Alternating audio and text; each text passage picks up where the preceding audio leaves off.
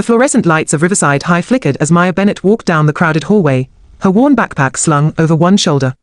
It was her first day at this new school, and already she could feel the weight of curious stares following her movements. She kept her eyes down, counting the faded tiles beneath her feet, a habit she'd developed over years of moving from place to place. Well, well, what do we have here? A voice cut through the noise. Maya looked up to find 3 girls blocking her path. The one in the center, a tall blonde with perfectly styled hair and a Letterman jacket, stepped forward with a smirk that didn't reach her eyes. Her name tag read, Jessica Sterling, varsity volleyball captain. You must be the new scholarship kid, Jessica said, looking Maya up and down with obvious disdain. Let me guess, you got in on some diversity program. Maya's jaw tightened, but she said nothing. She'd learned long ago that silence was sometimes the best defense. What's wrong? Cat got your tongue? Jessica's friend, a redhead named Brittany, chimed in. Or maybe she just doesn't speak English very well. The third girl, Sophia, laughed on cue, though her eyes showed a flicker of discomfort. Excuse me, Maya said quietly, trying to step around them. Jessica moved to block her again. I don't think so. See, we have standards at Riverside. We don't just let anyone walk through these halls like they own the place. She reached out and shoved Maya's shoulder, not hard enough to knock her down, but enough to make her stumble backward. The hallway had grown quieter now, students forming a loose circle to watch the confrontation. Maya straightened, her hands clenching and unclenching at her sides. She could feel the familiar surge of adrenaline, the muscle memory of years of training threatening to take over. But she forced herself to breathe, to stay calm. I don't want any trouble, Maya said evenly. Too bad, Jessica replied. She gave Maya another shove, harder this time. Because trouble is exactly what you're going to get if you think you can just. Is there a problem here? A teacher, Mr. Harrison, according to his ID badge, pushed through the crowd. His stern expression swept across the scene, landing on Jessica with clear recognition. No problem, Mr. Harrison, Jessica said sweetly, her entire demeanor shifting. We were just welcoming the new student. Mr. Harrison's eyes narrowed. Then I suggest you welcome her by getting to class. All of you. The bell rings in 3 minutes. The crowd dispersed reluctantly, whispers trailing in their wake. Jessica leaned close to Maya as she passed. This isn't over, scholarship girl. Not by a long shot. The rest of the day passed in a blur of uncomfortable introductions and barely concealed hostility. Maya discovered that Jessica Sterling wasn't just any student, she was the daughter of the school's largest donor, a real estate mogul who'd funded the new gymnasium and athletic complex. Jessica had ruled Riverside's social hierarchy for 3 years, and she didn't take kindly to anyone who might threaten her position. By lunch, Maya had heard a dozen versions of the hallway incident, each more exaggerated than the last. She sat alone in the cafeteria, picking at a sandwich while trying to ignore the pointed stares and whispered comments. Mind if I sit here? Maya looked up to find a tall, lanky boy with thick-framed glasses and an awkward smile. He didn't wait for an answer before setting down his tray. I'm David Chen, he said. President of the Computer Science Club, member of the debate team, and professional social outcast. Welcome to the rejects table. Despite herself, Maya felt a small smile tug at her lips. Maya Bennett. I know. Everyone knows by now. Jessica made sure of that. David took a bite of his pizza. Don't take it personally. She does this to everyone she perceives as a threat. Last year, it was this girl named Rachel who dared to get a better grade than her in AP chemistry. Jessica made her life so miserable that Rachel transferred schools. Why doesn't anyone stop her? David shrugged. Her dad basically owns half the school board. And besides, most people are either afraid of her or want to be her. It's easier to go along than to stand up. Maya nodded slowly, understanding all too well how that worked. So what's your story? David asked. What brings you to our humble institution? My mom got a job at the hospital, Maya said, keeping it vague. We move around a lot for her work. And what about you? Any hidden talents Jessica should know about before she escalates her campaign of terror? Maya thought about the gym she'd left behind in Atlanta, the trophies gathering dust in a storage unit, the championship belt her coach had insisted she keep. Nothing special, she said. I'm just trying to keep my head down and graduate. But keeping her head down proved impossible. Over the next 2 weeks, Jessica's harassment intensified. She accidentally spilled coffee on Maya's backpack, destroying her history notes the night before a major test. She started rumors about Maya's family, each one more vicious than the last. She rallied her followers to exclude Maya from group projects, forcing her to work alone and be penalized for it. Through it all, Maya remained quiet and composed, never rising to the bait. This only seemed to infuriate Jessica more. Why won't you fight back? David asked one day as they studied in the library. You could at least report her to the principal. It wouldn't do any good, Maya said, her eyes not leaving her textbook. People like Jessica always find a way to win. The system protects them. That's pretty cynical. That's just reality. David studied her thoughtfully. You know, you're different from other people who've been Jessica's targets. Most of them either break down crying, or explode in anger. But you, it's like you're made of stone or something. Maya didn't respond. She couldn't explain that she'd faced far more intimidating opponents than Jessica Sterling, in the ring, where real consequences existed, where one wrong move could mean a knockout. These high school games felt almost quaint in comparison, but that didn't mean they didn't hurt. The breaking point came on a Friday afternoon in the school parking lot. Maya was walking to the bus stop when she heard Jessica's voice behind her. Hey, scholarship girl. We're not done talking. Maya turned to find Jessica and her entire entourage, at least a dozen students, including several boys from the football team. I've been thinking, Jessica said, circling Maya like a predator. You've been here almost a month now, and you haven't done a single thing to prove you belong. So here's what's going to happen. You're going to get down on your knees right here, right now, and apologize for wasting everyone's time at our school. The crowd murmured with anticipation. Someone had their phone out, recording. No, Maya said simply. Jessica's face flushed red. What did you just say? I said no. I'm not apologizing for existing. You think you're tough. Jessica stepped closer, her voice rising. You think you can just disrespect me in front of everyone? My father could have you expelled with one phone call. Then maybe you should make that call, Maya replied calmly. Because I'm not getting on my knees for you or anyone else. Jessica's hand shot out, grabbing Maya's jacket. You little, what happened next occurred so fast that most of the onlookers didn't even process it. Jessica drew back her fist, clearly intending to punch Maya. But before the blow could land, Maya's body moved on pure instinct. She slipped the punch with minimal movement, her years of defensive training taking over. Jessica, thrown off balance by hitting nothing but air, stumbled forward, and Maya, her reflexes screaming at her to counter, stopped herself just in time. Her fist was cocked, her body perfectly positioned for a devastating hook that would have ended the fight before it started. But she held back, forcing every muscle to freeze. Jessica scrambled backward, her eyes wide with shock. For just a moment, she'd seen something in Maya's stance, in her eyes, something that spoke of real danger, real skill. Stay away from me, you psycho. Jessica shrieked, though everyone could hear the fear beneath the bravado. Mr. Harrison appeared seemingly out of nowhere. What's going on here? She attacked me. Jessica said immediately. I want her expelled. Is that so? Mr. Harrison looked at the crowd. Anyone want to corroborate that story? Several of Jessica's friends nodded immediately, but David pushed through the crowd. That's not what happened, he said, holding up his phone. I got the whole thing on video. Jessica grabbed Maya first, then tried to punch her. Maya didn't even fight back. Mr. Harrison's expression hardened. All of you, principal's office. Now. The principal's office smelled like old coffee and disappointment. Principal Martinez, a stern woman in her 50s, watched the video 3 times before speaking. Jessica, this is the 4th complaint I've received about you this semester, she said. And now we have video evidence of you physically assaulting another student.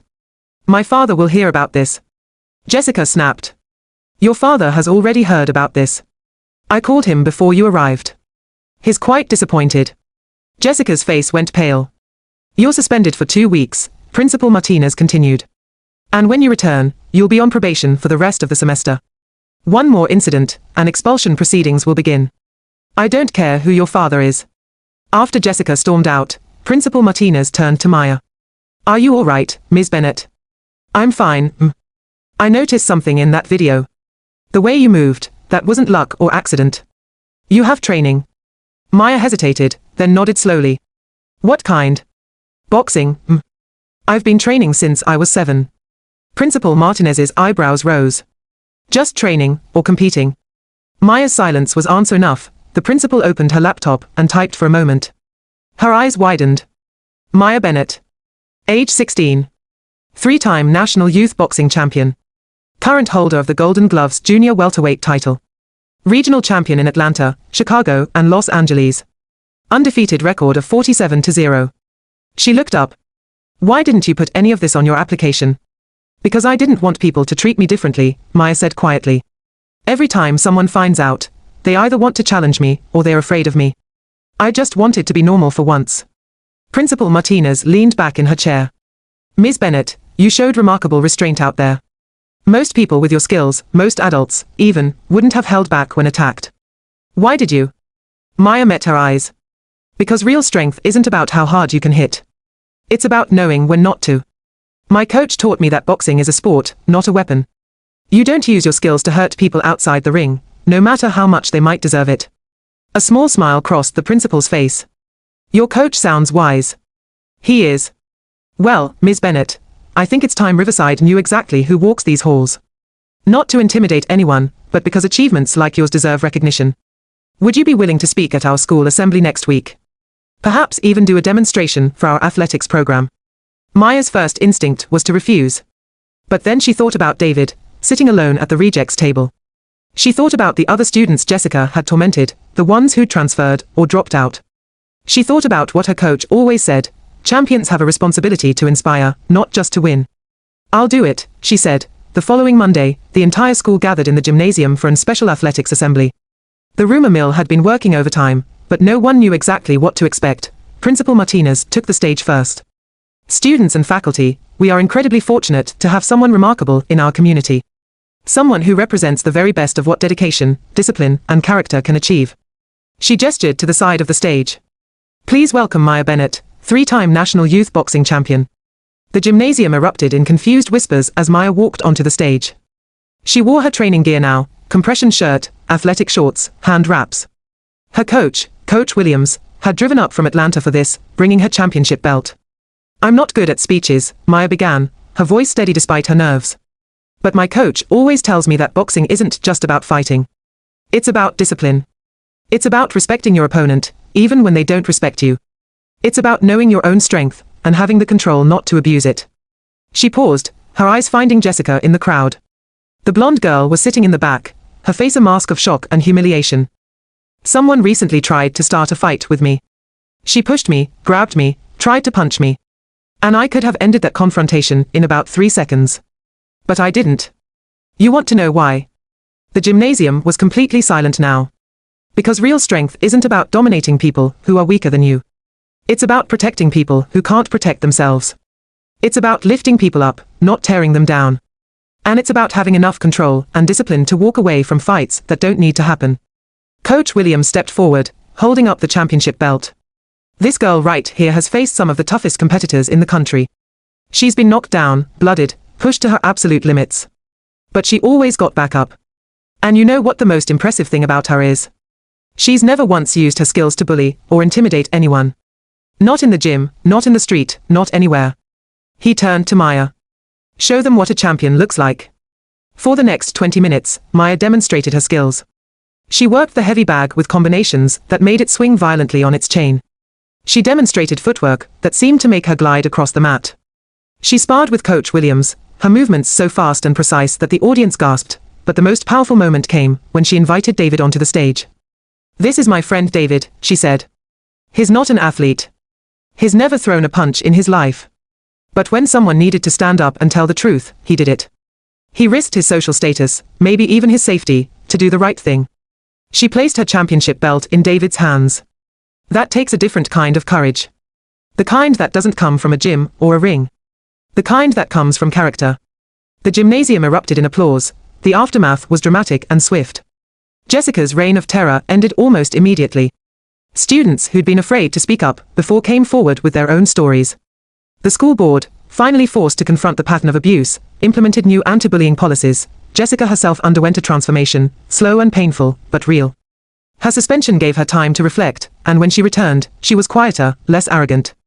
She apologized to Maya in private, a genuine apology that came with tears and admissions of her own insecurities. I was jealous, Jessica admitted. You were everything I pretended to be. Strong, confident, actually accomplished. And you didn't even need to announce it or brag about it. Everyone has their own journey, Maya said. Yours doesn't have to include being cruel. By the end of the semester, the school had formed a new boxing club with Maya as the student advisor. 15 students signed up, including, surprisingly, Sophia, one of Jessica's former friends. I always wanted to try, Sophia confessed. But Jessica said it was too aggressive, too unfeminine. She had opinions about everything we did. Maya smiled. Boxing isn't about aggression. It's about confidence, discipline, and finding your own strength. On the last day before winter break, David and Maya sat on the steps outside the school, watching the sunset paint the sky in shades of orange and pink. You changed this place, David said. You know that, right? I just showed people that strength comes in different forms, Maya replied. You taught me something too. What's that? That sometimes the bravest thing you can do is stand up and tell the truth, even when everyone else is silent. You didn't have a championship belt, or undefeated record. You just had courage. David grinned. Well, I learned from the best. Though I'm still not getting in a ring. Maya laughed. That's probably for the best. As they sat there, students streamed past them, heading home for the holidays. Several waved or called out greetings to Maya. The atmosphere had shifted, from fear and cliques to something more open, more inclusive. Coach Williams had been right all along. Being a champion wasn't just about what you did in the ring. It was about how you carried yourself outside of it. How you used your strength to make the world better rather than to dominate it. Maya had walked into Riverside High as an anonymous new student, trying to escape her reputation. But she'd learned that you couldn't hide who you really were, not forever. The question was how you chose to reveal it, with humility and purpose, or with arrogance and cruelty. She'd chosen the former. And in doing so, she'd found something more valuable than any trophy or title, a community that accepted her not despite her strength, but because of how she chose to use it. As the sun dipped below the horizon, Maya pulled out her phone and texted Coach Williams. Thank you for teaching me that the hardest opponent is always yourself. For showing me that real victory is in walking away from fights you don't need and standing strong in the ones that matter. His response came immediately. Proud of you, champ. That's what I've been trying to teach you all along. Now teach it to others. Maya looked at David, at the school behind them, at the future stretching out before her. For the first time in months, she felt like she belonged somewhere. Not because she'd proven her dominance, but because she'd proven her character, and that, she realized, was what being a true champion really meant.